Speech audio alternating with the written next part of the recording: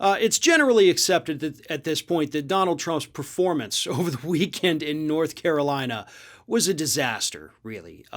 Everybody except the most hardcore of the MAGA cult understands that Donald Trump did not look good up on that North Carolina stage. And former Republican Congressman David Jolly actually said that because of Trump's pathetically weak performance, now he didn't use those words, I'm using those words, but because of the pathetically weak performance, this has actually opened the door for Republicans to start saying, you know what, I'm going to run for president. I don't think this guy's up to the task.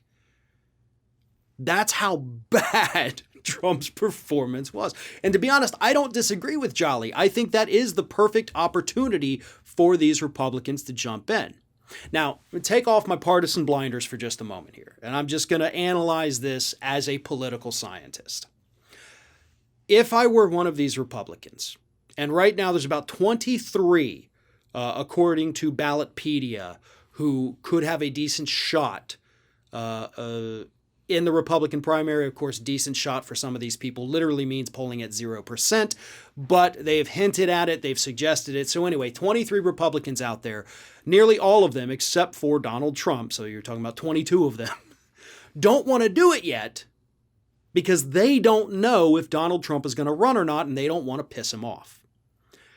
But if you're a Republican and you're looking at what Donald Trump did this past weekend, and you're looking at it with a really critical mind, you see that this guy is not up to snuff, okay? He absolutely cannot mount another winning presidential campaign, not just based on his performance, but based on polling throughout the country. And when you combine that with his performance from this past weekend, that's your opening. And that's how you sell it to the public. You don't have to be, insulting with it. You don't have to say, this guy's so weak, I had to jump in. You could say, listen, Donald Trump served his country well, but I do believe that the attacks, the nonstop attacks from the fake news have taken their toll on him, and we need to step up and carry on in his absence. And I think we're going to see that happen with some of these Republicans, certainly not all of them, but some of them, sure. One of them could be Florida Governor Ron DeSantis. One of them could be South Dakota Governor Kristi Noem. Both of them polling decently in the latest straw poll for Republican primary 2024. Noem's at 11%. DeSantis is at 43%, so that's actually pretty dang massive. And then you've got people like Marco Rubio, Rick Scott polling at 1% and 0% respectively, and they both are considering throwing their hats into the ring. But either way, Trump's performance could easily open the doors for these Republicans to step in. And honestly, that's what needs to happen.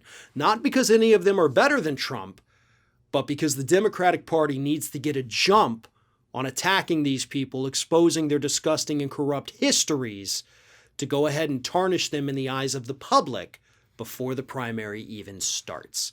That is the most important thing. And the Democrats right now are the ones who are hurting the most from Republicans not being able to run for president.